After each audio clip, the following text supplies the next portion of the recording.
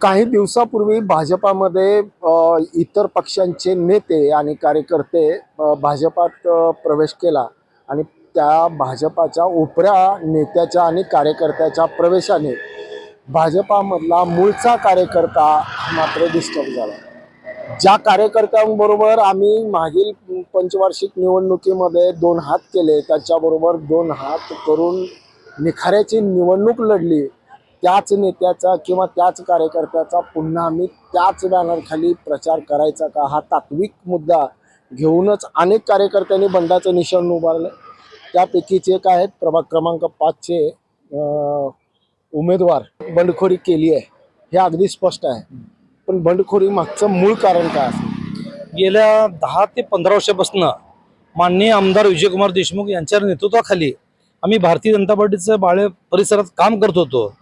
माझ्यासोबत विनय डेपे असतील, शिरीष सुरेश असतील, अमोल झाडगे असतील, असं असंख्य कार्यकर्ते आम्ही भारतीय जनता पार्टीमधचं कमळ या गावात आम्ही या प्रभागात रुजवलं.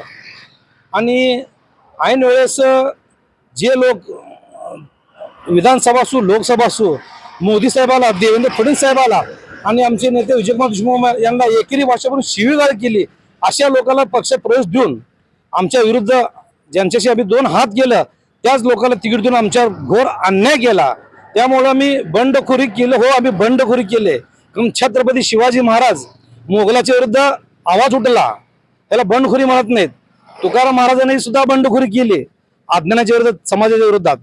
तसं आम्ही अन्यायाच्या विरोधात बंडखोरी केली, पक्षाच्या विरोधात नाही, पक्ष नेतृत्वाच्या विरोधात नाही. राजाभाऊ, एक प्रश्न असा की ह्या भागाचा विकास होण्यासाठी, कारण मूळचा गावठाण भाग आहे आणि हद्दवाढ भाग आहे, ज्या पद्धतीनं इतर हद्दवाढ भागाचा विकास झाला पाहिजे त्या पद्धतीनं विकास झाला नाही, पण तो विकास व्हावा यासाठीचे मदत देशमुखांकडून तुम्ही खूप घेतली. किती कोटीचे आतापर्यंतचे कामे झाले? हो, ही गोष्ट खरी. हद्दोड भाग असल्यामुळे हा भाग दुर्लक्षित होता. पण माननीय आमदार विजयकुमार देशमुख हे 2014 साली मंत्रिपदाची शपथ घेतली, तेव्हापासून ह्या प्रभागामध्ये खरी विकासाची गंगा सुरू झाली. माननीय आमदार विजयकुमार देशमुख यांच्या निधीतून आम्ही बाळे, शिवाजीनगर, केव्हा सह हद्दवाढ परिसरामध्ये कोट्यवधी रुपयाचा निधी, आमदार फंड असेल, विशेष निधी असेल, लोकशाहीर अण्णाभाऊ साठे दलित वस्तीचा निधी असेल, हा सगळा निधी आम्ही पुरेपूर या निधीचा वापर करून जेवढं काम करेल तेवढं प्रामाणिक काम करून ह्या भागाचा कायापालट करण्याचा प्रयत्न केला. 5 वर्ष मशागत केली या जमिनीची. 5 वर्ष कमी नाही आहेत. आणि दरम्यानच्या कोरोनाचा जर का काळ धरला तर 9 वर्ष प्रशासकीय काळ, म्हणजे 4, 8, 1, 9 वर्षाचा काळ गेला. हो, कारण आम्ही 80% समाजकारण, 20% राजकारण करतो, असे आम्ही कार्यकर्ते, हाडाचे कार्यकर्ते. आम्ही आमच्या डोळ्यासमोर कधी निवडणूक बघितलीच नाही, निवडणूक डोळ्यातून कधी कामच केलं नाही. भारतीय जनता पार्टीचा कार्यकर्ता हा कायम ऍक्टिव्ह असतो. नेहमीच आम्ही ह्या भागाचा विकास करण्याचं एकमेव उद्दिष्ट ठेवून आम्ही काम करत राहिलो. ज्या पद्धतीनं तुम्ही काम केलात त्या पद्धतीचा विकास झालेला दिसतोय आम्हाला. पण एक विशेष आहे, मालकांकडून हा शहर उत्तरचा मतदारसंघ आहे आणि त्या मतदारसंघामध्ये तुम्हाला तिकीट मिळणं हे स्वाभाविक आणि ते सांकेतिक राजकीय दृष्ट्या विश्लेषकाच्या मते ते तुम्हाला मिळायला पाहिजे हे संकेत होते. मग माशी शिंकली कुठं? हो, कारण आम्ही गेली 10 वर्ष झालं भारतीय जनता पार्टीचं प्रामाणिक आम्ही टीम म्हणून काम करत होतो. कारण ह्या तिकिटावर किंवा ह्या प्रभागामध्ये फक्त आणि फक्त आमचाच दावा होता तिकिटावर. इतकं मोठं म्हणजे तुम्ही बंड केल्यानंतर बाळ्याच्या मधून मिळणारं मताधिक्य हे तुमच्याच बाजूनं तो कोल येईल असं वाटतं तुम्हाला? हो, नक्कीच. कारण गेली 10 वर्ष प्रामाणिक काम केलं, विकास काम केलं. जेव्हा आमचा घात झाला, आम्हाला समजलं, तेव्हा आम्ही एक निष्ठावान लोकांची बैठक बोलली बाळे परिसरामध्ये. तर आम्ही नुसते पोस्ट टाकल्यानंतर 1000 लोक जमले. मग ह्या लोकांना मी विचारलं आता पुढं काय करायचं. तर प्रत्येकाने उठून, प्रत्येक नागरिक असेल, महिला असेल, संपूर्ण प्रभागामधून इथे लोक आले आणि त्यांनी हे सांगितलं आपल्याला लढायचं आहे. का तर आपल्याला अन्याय झालाय, अन्याय झाला म्हणजे तिकीट नाही मिळालं, अन्याय झालं नाही, तर प्रामाणिक काम केलं, ते कामाची त्याला पोचपावती मिळायला पाहिजे म्हणले आणि तुम्ही लढायचं म्हणले. आम्ही त्यांच्या जनतेच्या आशीर्वादावर आणि कामाच्या जोरावर आम्ही बंडखोरी केली. मागच्यासारखाच निकाल लागेल का वेगळा असेल? ह्या वेळेस निश्चितच, कारण पहिली जी सार्वत्रिक निवडणूक झाली सोलापूर महापालिकेची, तेव्हा भारतीय जनता पार्टीचं एक कार्यकर्त्याला तिकीट दिलं होतं. त्या कार्यकर्त्याला कमळ चिन्हाला फक्त 95 मतं पडले होते. जेव्हा 2012ला माझ्या पत्नीने तिकीट दिलं तेव्हा 1700 मतं पडले. 95 मतावर मी 1700 मताची मजल मारली. जेव्हा मला उमेदवारी तेव्हा मी 3600 मतं घेतली. कारण ह्या भागात कमळ आम्ही रुजवलं, खूप मेहनत केली, प्रचंड मेहनत घेतली. कमळ नव्हतं इथं, बाळागावात प्रस्तावित लोक होते, त्यांचं काँग्रेसचं वर्चस्व होतं. पण आम्ही सगळे युवा पोरांनी माननीय आमदार विजय देशमुखच्या माध्यमातून विकास करून कोट्यावधी रुपयाचा निधी आणून ह्या भागाचा काय पडून ह्या भागात कमळ रुजवलं. निकालांती काय झालं? कमळ रुजवलं कारण आम्ही काम केलं. त्यामुळे ही येणारी निवडणूक जे आमचा दावा होता तिकीट, आम्हाला तिकीट मिळालं नाही, उलट तिकीट नाही दिले.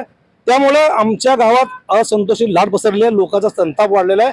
लोक मतपेटीत दाखवणार, खरं कार्यकर्त्याला न्याय हे बाळ्यातली जनता देणार, हे येत्या निवडणूक तुम्हाला दिसून येईल. कसा असेल तुमच्या मताचा टक्का बाळ्यामधूनचा?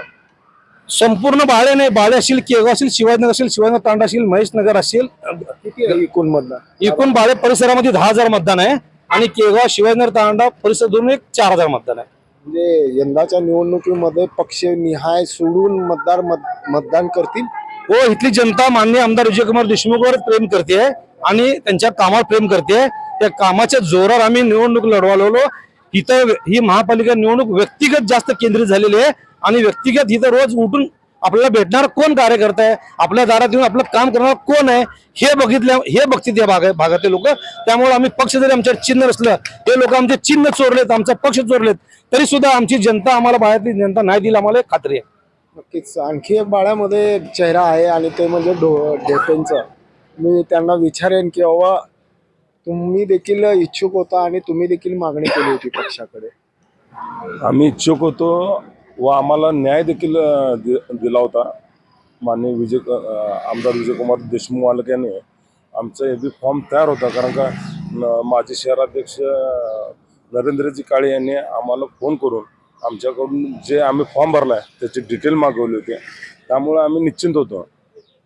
परंतु जे आमदार साहेबांच्या घरात जी दुःखद घटना घडली आहे त्याचा फायदा उचलून ही जे कृत्य करण्यात आलं त्याला जनता माफ करणार नाही. मग जनता अपक्षाला म्हणजे पक्ष सोडून अपक्षाला मत करेल का? आम्ही अपक्ष नाही आहे. आमच्या पाठीमागं एकच पक्ष आहे, आमदार विजयकुमार देशमुख. पण राजाभाऊ, ह्याच्यामध्ये की बाबा यंदाच्या निवडणुकीमध्ये तुमचे प्रभागाच्या अनुषंगाने प्रचाराचे मुद्दे काय आहेत? प्रचारचे मुद्दे हे मूलभूत सुविधाच होते आणि 80% आम्ही रस्ते पाणी ड्रेनेज केलेले आहेत. भविष्यात आमच्या बाळे हातदार भाग असल्यामुळे इथं युवकांना खेळायला कुठलं क्रीडांगण नाही, स्विमिंग पूल नाही, बगीचा नाही, इथं नाट्यगृह नाही. कारण हा भाग आता शहराचा प्रवेश असल्यामुळं अनेक दळणवळणाची साधनं झाल्यामुळे इथं मेडिकल हब आणि अनेक कॉलेजेस झालेत. त्यामुळं हा परिसर अनेक सुविधापासून वंचित आहे. ते जे काय गोष्टी आहेत आम्ही ते सगळे माननीय आमदार विजयकुमार देशमुखच्या माध्यमातून भविष्यात आम्ही सगळे गोष्टी राबवू. म्हणजे तुम्हाला की पुन्हा वेगळ्या पद्धतीचा विकास अपेक्षित आहे? हो, नक्कीच. जे मूलभूत सुविधा ते संपवून टाकलेलं आम्ही काम करून आता मेडिकल कॉलेज असतील, सुपर स्पेशालिटी हॉस्पिटल असेल आणि नाट्यगृह असेल आणि तरुणांना खेळायला क्रीडांगण असेल, स्विमिंग पूल असेल आणि ज्येष्ठ नागरिकाला विनोद केंद्र असेल, अशा अनेक गोष्टी आम्हाला ह्या प्रभागात करायच्या आहेत. पॅनल कसं आहे? पॅनलची स्थिती एकदम भक्कम आहे. कोण आहे, कुठल्या भागातून? मी स्वतः ओपन मधून राजू आलूर आहे आणि तसेच माझ्या छोट्या भगिनी सरस्वती सुरवशे हे ओपन महिलेमधून आहेत. तसेच आमचे सहकारी मित्र अमोल झाडगे गणेश नगर मडकी प्रसाद काम करतात. त्यामुळे खालून एक आम्ही उमेदवार घेतलेत. त्यांच्या मिसेस शीतलता झाडगे ओबीसी महिलामधून आहेत. असं आमच्या तिघाचं पॅनल असं आहे. आणि तसंच आमचे सहकारी मित्र माजी नगरसेवक बमगोंडे हे सुद्धा आम्हाला सहकार्य करायला येतं. त्यामुळे आमचं पॅनल एकदम मजबूत आहे आणि मुळात जनतेचा आशीर्वाद आहे. त्यांना पक्ष पाहिजे होता निवडणूक लढण्यासाठी.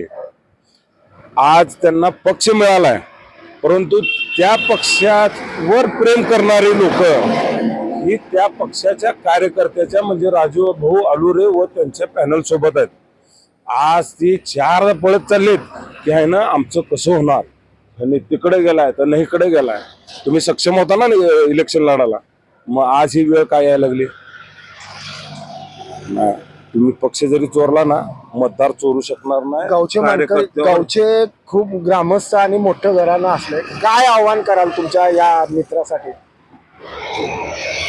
मी बरेच आमचे प्रत्येक ठिकाणी कॉर्नर बैठका झालेत.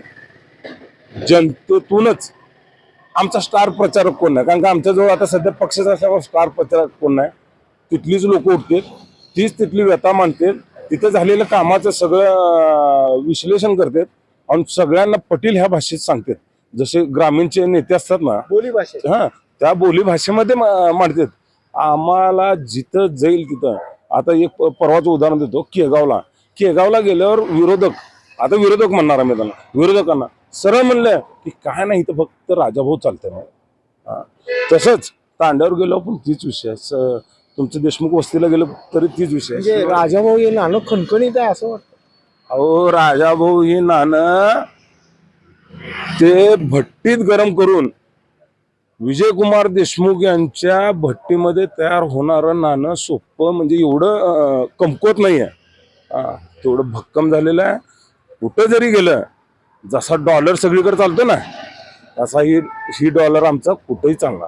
नक्कीच या 16 तारखेच्या मतमोजणीला बाळ्यामधील देशमुखांच्या कारखान्यात तयार झालेला हा डॉलर कसा आणि किती पद्धतीनं चालणार याकडे आता सर्वांचंच लक्ष लागून आहे. ब्रेड न्यूज करता यासिन शेखसह मी नितीन पाटील.